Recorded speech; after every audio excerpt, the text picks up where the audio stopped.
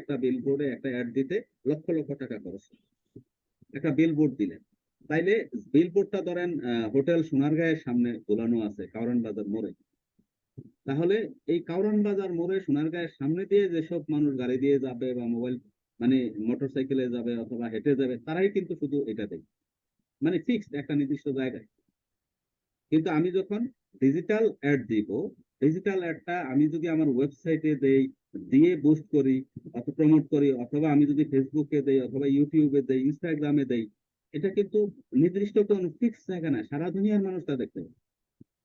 আমি চাইলেও বাংলাদেশে বসে থেকে আজকে যদি আমাকে বলা হয় যে তুমি চায়নার বেইজিং এ, চীনের বেইজিং এ আমার এই একটা দেখা, আমি কিন্তু ডিজিটাল মিডিয়া যদি ব্যবহার করি, ডিজিটাল অ্যাড যদি দেই, তাহলে আমি বাংলাদেশে বসেই চীনের বেইজিং এ যত মানুষ বসবাস করে তাদের, ধরেন আমাকে যদি বলে দিল যাদের বয়স 25 থেকে 50, যারা ইলেকট্রিক্যাল ইঞ্জিনিয়ারিং পাশ করা বা ইলেকট্রিক্যাল সেক্টরে কাজ করে, অথবা যারা, ধরেন ওই যে প্রথম উদাহরণটা যদি বলি, যারা হাতঘড়ি বিক্রি করে বা হাতঘড়ি নিয়ে কাজ করে, যারা হাতঘড়ি কিনতে চায়, এরকম মানুষকে দেখেন, তাহলে কিন্তু আমি ডিজিটাল মিডিয়ায় ফোকাস করে টার্গেট করে দিতে পারছি যে চীনের বেইজিং এ বসবাস করে 25 থেকে 50 বছর বয়স এবং যারা হাতঘড়ি কিনতে চায় বা হাতঘড়ি বিক্রি করে, ওইসব মানুষকে আমার এই একটা দেখ।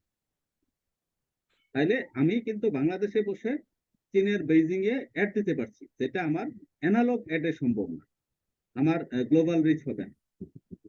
আমাদের দ্বিতীয় যে বিষয়টা আছে কস্ট এফেক্টিভনেস, মানে ডিজিটাল অ্যাড গুলা, ডিজিটাল মার্কেটিং এর যে ইনিশিয়েটিভ গুলা, সেটা হচ্ছে খুবই কস্ট এফেক্টিভ। আমি একটা পত্রিকায় 50 থেকে 60 হাজার টাকা খরচ করে যেই অ্যাড দিব, এটা 50,000 মানুষ দেখবে কিনা বা 20,000 মানুষ দেখবে কিনা তার কোনো গ্যারান্টি কিন্তু আমি দিতে পারবো না। আমি যদি এই একই পরিমাণ 50,000 টাকা, 50,000 না, ইভেন 25,000 টাকা যদি আমি একটা ফেসবুক পোস্ট করে বুস্ট করে দেই, তাহলে ফেসবুক আমাকে, আমি ফেসবুককে বলে দিতে পারবো এটা কি বাংলাদেশে দেখাবে, না চায়নাতে দেখাবে, না রাশিয়ায় দেখাবে, না ইউএসএ তে দেখাবে, না কানাডায় দেখাবে, আমি বলে দিব কোন বয়সের মানুষদেরকে দেখাবে এবং কোন বিষয়ে আগ্রহ আছে এরকম মানুষকে দেখাবে, এটা কিন্তু আমি বলে দিতে পারবো। এবং সে আমাকে ওই 25,000 টাকার মধ্যে আমি যেই এজের বলে দিব, যেই বয়সের বলে দিব, যেই এলাকার বলে দিব, ওই এলাকার লক্ষ লক্ষ মানুষকে দেখাবে এবং এইটা কত লক্ষ মানুষ দেখলো ওই সংখ্যাটাও আমাকে ফেসবুক বলে দিবে এবং যারা দেখলো তাদের আইডি গুলাও কিন্তু আমাকে দেখাই দিবে। তো এটা হচ্ছে সবচাইতে কম টাকা খরচ করে অধিক মানুষের কাছে পৌঁছার একটা মাধ্যম, ডিজিটাল মাধ্যম। টার্গেট অডিয়েন্স এঙ্গেজমেন্ট এবারেরটা সবচাইতে গুরুত্বপূর্ণ, কারণ প্রত্যেক পণ্য বা সেবার একটা টার্গেট গ্রুপ থাকে। কারণ ধরেন আজকে আপনার কাছে যদি আমি একটা সিনেমার অ্যাড নিয়ে গেলাম, ধরেন একটা সিনেমার অ্যাড, আপনার বয়স কত হবে, ধরেন 18 থেকে 20 এরকম।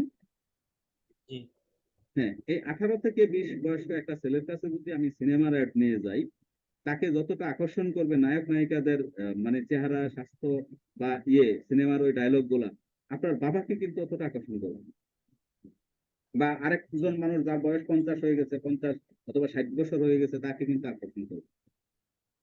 আপনি একটা রঙিন চশমা দেখলে যতটা আকৃষ্ট হবেন, আমাকে কিন্তু রঙিন চশমা ফ্রি দিলেও আমি করবো, কারণ আপনার সাথে আমার এজ গ্যাপ আছে, আপনার সাথে আমার মানে পছন্দ অপছন্দের গ্যাপ আছে।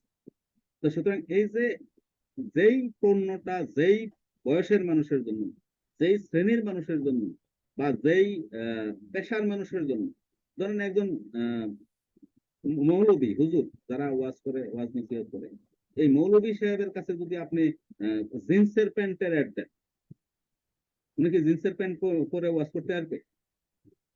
অথবা খুব টাইট টাইট ফিট গেঞ্জি অ্যাড নিয়ে গেলেন, মৌলবী সাহেব এগুলো করবে? বা আপনার মসজিদের ইমাম সাহেব কি করবে? করবে। তো সুতরাং এই যে টার্গেট গ্রুপ, প্রত্যেক পণ্যেরই কিন্তু, প্রত্যেক সেবার কিন্তু একটা টার্গেট গ্রুপ আছে, টার্গেট কাস্টমার আছে। এই টার্গেট কাস্টমারকে আমি যখন টার্গেট করতে পারবো, তখনই আমার এই অ্যাডভার্টাইজমেন্টের থেকে রেজাল্ট আসবে। আর আমি যদি টার্গেট করতে না পারি, আমি 100 মানুষকে দেখাইলাম অথবা 1000 মানুষকে দেখাইলাম, কিন্তু তারা আমার টার্গেট গ্রুপের না, তাদের এজ গ্রুপ এই না, তাদের ইনকাম লেভেল সেম না, তাইলে কিন্তু আমার অ্যাডভার্টাইজমেন্ট থেকে রেজাল্ট আসবে। তা আমি যদি অ্যানালগ অ্যাড গুলো দেই, ধরেন আমি যদি পত্রিকায় বিজ্ঞপ্তি দেই অথবা আমি যদি টেলিভিশনে বিজ্ঞপ্তি দেই, মানে টেলিভিশনে বিজ্ঞাপন প্রচার করি, অথবা আমি যদি রেডিওতে বিজ্ঞাপন প্রচার করি অথবা বিলবোর্ড লাগাই, তাহলে আমি কি বলতে পারবো যাদের বয়স 30 থেকে 40 অথবা যাদের বয়স 25 থেকে 50 শুধু ছেলেরা দেখবে, যাদের মানে পড়াশোনা অনার্স পাস করা অথবা যারা এক্সিকিউটিভ অফিসার এইসব হিসেবে চাকরি করে, এই মানুষ জনের আমার এই একটা দেখাবেন? জি সম্ভব না। না, কিন্তু অ্যানালগ দুনিয়া সম্ভব না। কিন্তু ডিজিটাল দুনিয়ায় আমি ডিজিটাল মার্কেটিং এ কিন্তু বলে দিতে পারছি যে আমার এই প্রোডাক্টটা, ধরেন আমার যে কালারফুল চশমা অথবা আমার যে মানে আমি যেটা বলছিলাম আপনাকে যে জিন্সের প্যান্ট, এটা কিন্তু শুধু জি আহ, ওই নির্দিষ্ট কমিউনিটি পড়বে।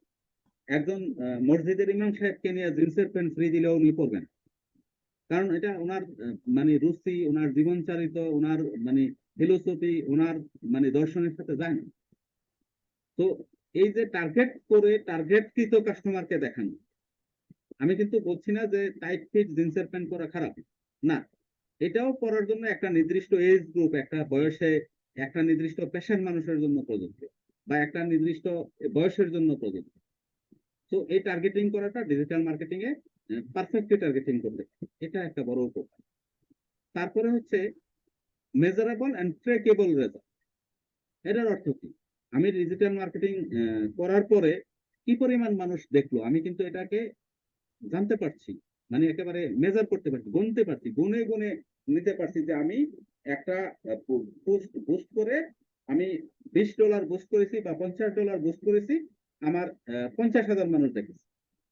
কিন্তু এই $50 সমপরিমাণ 5,000 টাকায় দিয়ে আমি যদি পত্রিকায় বিজ্ঞাপন দেই, কয়জন মানুষ দেখছে এটা কি আমি বলতে পারবো?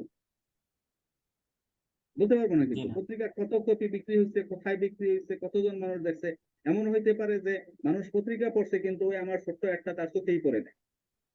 আবার একটা হইতে পারে যে একটা পত্রিকায় 2 জনে পড়ছে, 2 জনের কাছে আমার একটা চোখে পড়ছে। অথবা একটা টেলিভিশন, আমার টেলিভিশনে ধরেন আমি এখন 50টা 100টা চ্যানেল, আমি নির্দিষ্ট একটা টেলিভিশন চ্যানেলে একটা দিলাম, তাহলে ওই সময়ে ওই চ্যানেলটা কয়জন মানুষ দেখছে আমি কি জানতে পারবো? জানতে পারবো। জি না। কিন্তু আমি যখন ডিজিটাল মার্কেটিং এ যে কোনো অ্যাড দেই, আমি গুগল মানে সার্চ ইঞ্জিনে অ্যাড দেই, সেও আমাকে দেখাই দিবে যে এতটা ইমপ্রেশন হয়েছিল, এতজন মানুষ ভিউ করছে, এতটা এনগেজমেন্ট, এতটা লাইক, এতটা কমেন্ট, এতটা শেয়ার। তো দিস ইজ মেজারেবল, একেবারে গোনা সম্ভব। আরেকটা হচ্ছে যে ট্র্যাকেবল, আমি ট্র্যাক করতে পারবো যে আমার এই অ্যাডটা কোন জায়গা থেকে কে দেখেছে। ধরেন আমি কিন্তু যদি টেলিভিশন অ্যাড দেই বা রেডিওতে অ্যাড দেই বা পত্রিকায় বিজ্ঞাপন দেই বা বিলবোর্ড লিখি, আমি বলতে পারবো না যে আমার এই অ্যাডটা বাংলাদেশ মানে ঢাকার জেলার মানুষ দেখেছে, না ময়মনসিং এর মানুষ দেখেছে বা কুমিল্লার মানুষ দেখেছে, বলতে পারবো না। কিন্তু আমি ডিজিটাল মার্কেটিং ব্যবহার করে যখন আমি অ্যাডটা প্রচার করলাম, তখন আমার যেই দর্শক, তারা কি ঢাকা থেকে দেখেছে, না কুমিল্লা থেকে দেখেছে, বাংলাদেশ থেকে দেখেছে, না দিনাজপুর মানে বাংলাদেশের বাইরে ধরেন দুবাই থেকে দেখেছে বা লন্ডন থেকে দেখেছে, আমি কিন্তু ট্র্যাক করতে পারছি তারা আমার একটা দেখেছে। এজন্য ডিজিটাল মার্কেটিং হচ্ছে বলা হয় যে মেজারেবল এবং ট্র্যাকেবল। আরেকটা হচ্ছে রিয়েল টাইম অপটিমাইজেশন। ধরেন আমি একটা অ্যাড বা একটা ডিজিটাল ধরেন অথবা একটা ব্লগ পোস্ট করার পরে আমি দেখলাম যে এই পোস্টটাতে ভিউ হচ্ছে না। তাহলে আমি আবার রিভিউ করতে পারবো যে কেন ভিউ হচ্ছে না বা ইমপ্রেশন দিচ্ছে না, কেন ইমপ্রেশন দিচ্ছে না, হয়তো এটার কোথাও ভুল আছে। আমি একটা জায়গায় টিক দেওয়ার কথা, অন্য জায়গায় টিক দিয়ে ফেলেছি। আমি ধরেন আমি এই একটা দেখাবো বাংলা ভাষাভাষী মানুষ, মানে বাংলাদেশ বা পশ্চিমবঙ্গের মানুষ থাকবে, কিন্তু আমি সিলেক্ট করে রেখেছি এখানে ধরেন সাউথ কোরিয়া অথবা চায়না। তাই আমি বাংলায় লিখেছি, বাংলায় দেখেছি, মানে বাংলা তো আর ওনারা বুঝবে না, ওনাদের কাছে গেলেও মিনিংলেস, ওনারা দেখছে না আমার এই ইয়েটা, দেখছেন। সুতরাং আমার অ্যাডটা যে পরিমাণে রেসপন্স হওয়ার কথা হচ্ছে না। তো আমি সাথে সাথে এটা কারেকশন করার সুযোগ পাবো, আমি কিন্তু চাইলেই কারেকশন করে নিতে পারি। কিন্তু আমি যদি এই ডিজিটাল মিডিয়ায় না হয়ে অ্যানালগ মিডিয়ায় ব্যবহার করতাম, তাহলে কি আমি কারেকশন করার সুযোগ পেতাম? পত্রিকায় জি না। ছাপা হয়ে যাওয়ার পরে কিন্তু আমার কারেকশনের সুযোগ ছিল না, টেলিভিশনে বিজ্ঞাপন প্রচার করার পরে কিন্তু আর কারেকশনের সুযোগ নেই। কিন্তু আমি ডিজিটাল সবগুলো মাধ্যমে রিয়েল টাইম অপটিমাইজেশন করতে পারবো, রিয়েল টাইম কারেকশন করতে পারবো, রিয়েল টাইম ইনপুট দিতে পারবো।